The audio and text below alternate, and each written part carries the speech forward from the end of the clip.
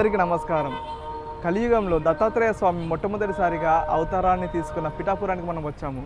ఈరోజు మనం ఈ వీడియోలో పిఠాపురంలో ఉన్న కుక్కటేశ్వర ఆలయం గురించి, 108 శక్తిపీఠాల్లో ఒకటైన అమ్మవారి ఆలయం గురించి, దానితో పాటుగా పాదగయగా చెప్పబడే ఇక్కడ ఉన్న గయా క్షేత్రాన్ని గురించి పూర్తిగా తెలుసుకుందాం. బీహార్లో ఉన్న గయాకి, ఇక్కడ ఉన్న గయాకి 108 శక్తిపీఠాల్లో ఒకటైన అమ్మవారి ఆలయం గురించి ఈ వీడియోలో నేను పూర్తిగా వివరిస్తాను. మిస్ చేయకుండా ఈ వీడియోని పూర్తిగా చూడండి. ఆంధ్రప్రదేశ్ రాష్ట్రంలోని కాకినాడ జిల్లాలో వెలిసిన పవిత్ర పుణ్యక్షేత్రం పిఠాపురం. ఇది త్రిగయ క్షేత్రాల్లో ఒకటైన పాదగయగా, అష్టాదశ శక్తిపీఠాల్లో ఒకటైన పురుహూతికాదేవి శక్తిపీఠంగా మరియు శ్రీపాద శ్రీ వల్లభ స్వామివారి జన్మస్థలంగా అత్యంత ప్రసిద్ధి చెందింది. ఈ పవిత్ర భూమి యొక్క చరిత్ర, పురాణ నేపథ్యం మరియు ఆలయ విశిష్టత ఈనాటిది కాదు.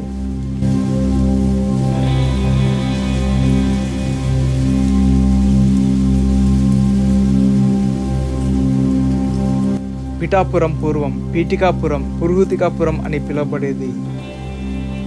ఈ క్షేత్రం యొక్క మూల కథ గయాసురుడు అనే రాక్షసుడితో ముడిపడి ఉంది.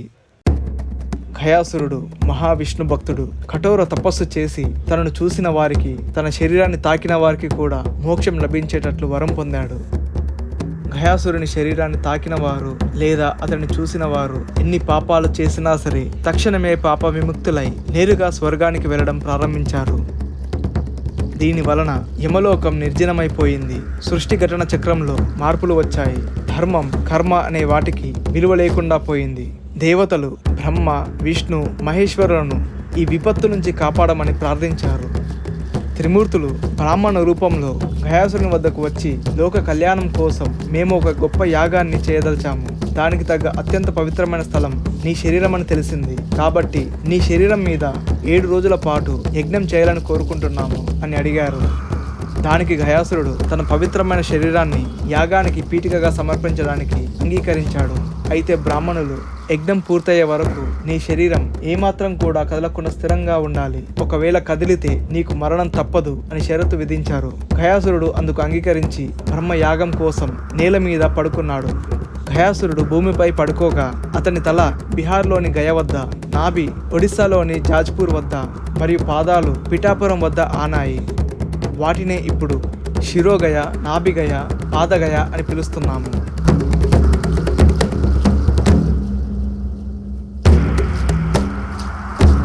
త్రిమూర్తులు గయాసురుడిపై యాగం ప్రారంభించారు. 7 రోజుల్లో యాగం పూర్తి చేయాలి. ప్రతిరోజు తెల్లవారుజామున కోడికూత వినగానే యాగం పూర్తవుతుంది. యాగం వేడికి గయాసురుడి తల కదలకుండా ఉండడానికి బ్రహ్మదేవుని అభ్యర్థన మేరకు శ్రీ మహావిష్ణువు గదాధరుడై వచ్చి తన కుడి పాదాన్ని గయాసురుడి శిరస్సుపై పెట్టి తొక్కిపట్టాడు. విష్ణు పాదభారానికి గయాసురుడు నిశ్చలంగా ఉండిపోయాడు.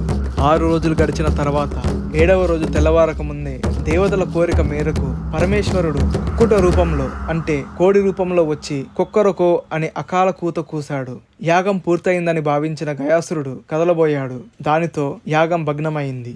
ఆ సమయంలో గయాసురుడు విష్ణుమూర్తిని ప్రార్థించి, ఓ నారాయణ, నా శరీరం పరమ పవిత్ర తీర్థక్షేత్రంగా వరం పొందింది. నాపై త్రిమూర్తులే యాగం చేశారు. మీ పాదం కూడా నాపై పడింది. మీరు నాపై ఉంచిన ఈ ధర్మశీల మరియు పాదముద్రలు యుగ యుగాల పాటు ఇక్కడే ఉండుగాక.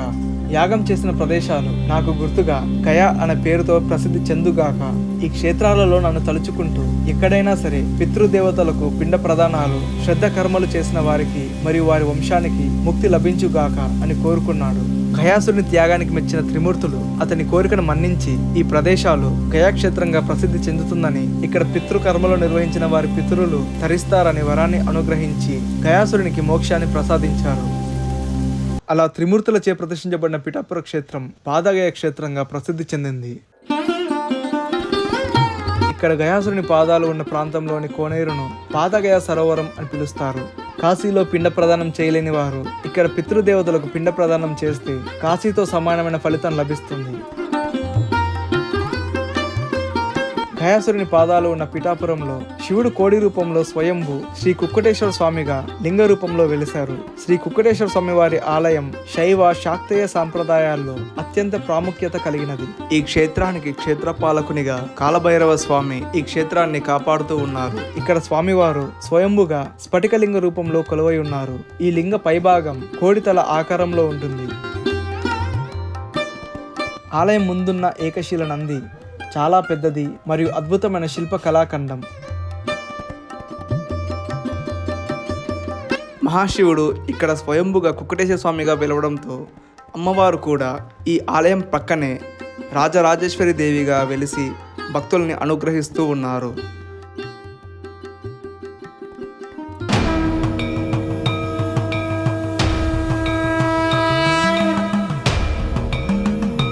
ఈ ఆలయంలో స్వామివారు కోడి రూపంలో వెలిసారట. అందుకే ఇక్కడ స్వామివారిని కుక్కటేశ్వర స్వామివారిగా పిలుస్తారు. అక్కడ స్వామివారితో పాటు రాజరాజేశ్వరి అమ్మవారు కూడా ఇక్కడ స్వయంగా వెలిసారు. అంతేకాకుండా 18 శక్తి పీఠాల్లో ఒకటైన అమ్మవారి ఆలయం కూడా ఇక్కడ ఉంది. ఇక్కడ అమ్మవారి పీఠ భాగం పడినట్టుగా పంతులు గారు మనకి ఇప్పుడే చెప్పడం జరిగింది.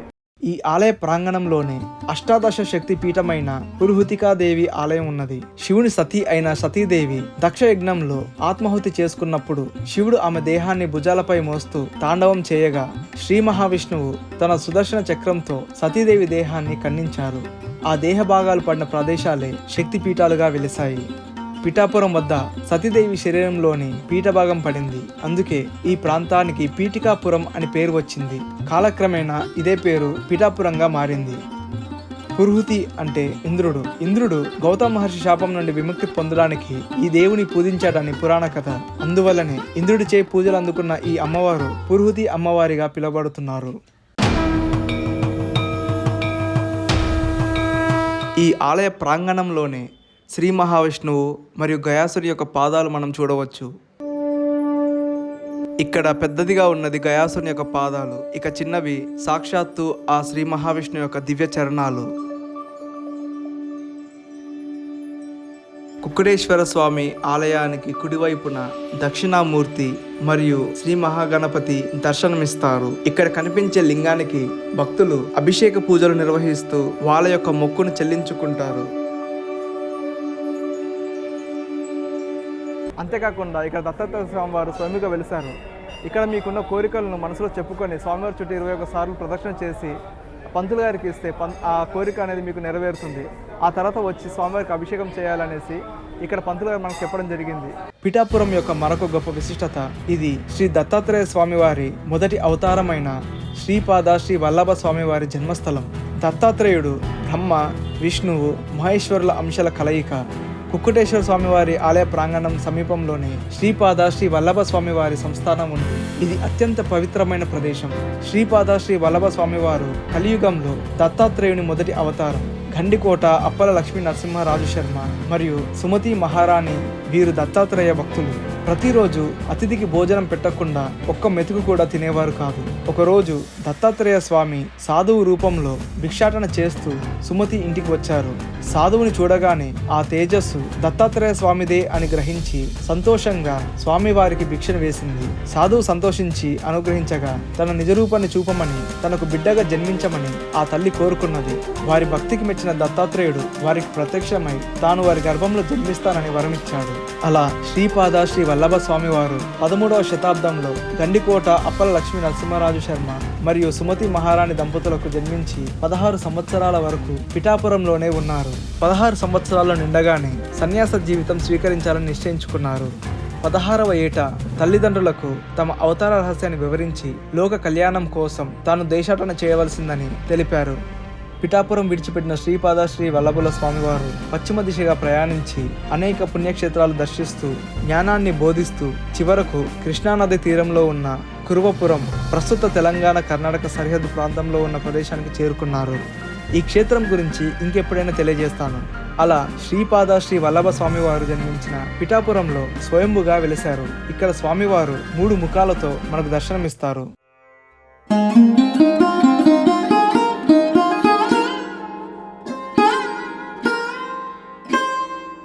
బహుశా ఇదే అనుకుంటా స్వామివారు స్వయంభుగా తన నిజరూప దర్శనాన్ని మనకు చూపించే పుణ్యక్షేత్రం. ఇలా పిఠాపురం శివుడు కుక్కటేశ్వరుడిగా వెలిసిన క్షేత్రంగా, పితృదేవతలకు మోక్షాన్ని ఇచ్చే పాదగయగా, ఆది పరాశక్తి పురుహూతి దేవిగా కొలువై ఉన్న శక్తి పీఠంగా, దత్తాత్రేయ స్వరూపుడైన శ్రీపాద శ్రీ వల్లభ స్వామి వారు జన్మించిన స్థలంగా విరాజిల్లుతున్నది. పిఠాపురంలో ఉన్న దత్తక్షేత్రాలకు రావాలంటే ఎంతో అదృష్టం ఉండాలి. ఈ వీడియో చూసే ప్రతి ఒక్కరు ఈ క్షేత్రానికి రావాలని మనస్ఫూర్తిగా కోరుకుంటున్నాను. మన ఛానల్లో ఇటువంటి వీడియోస్ మిస్ కాకుండా ఉండాలంటే వెంటనే మన ఛానల్ సబ్స్క్రైబ్ చేసుకొని వీడియో ఎంతమందికి ఈ వీడియోని షేర్ చేయండి. మీరు చేసే సబ్స్క్రైబ్ ఇలాంటి వీడియోస్ చేయడానికి నాకు ఎంతో ప్రోత్సాహాన్ని కలిగిస్తూ ఉంటుంది. ఇంకో వీడియోతో మళ్ళీ కలుద్దాం. అప్పటి వరకు నేను మీ వినోద్, మీరు చూస్తున్నారు వేద్ స్టోరీ లైన్. ఈ పవిత్ర క్షేత్రాన్ని దర్శించిన వారికి త్రిమూర్తుల అనుగ్రహం, పితృదేవతల ఆశీస్సులు మరియు అమ్మవారి కృప లభిస్తాయని ఇక్కడ స్థల పురాణం తెలియజేస్తున్నది. ఈ పిఠాపురం ఆధ్యాత్మిక వైభవానికి ఒక గొప్ప నిదర్శనం.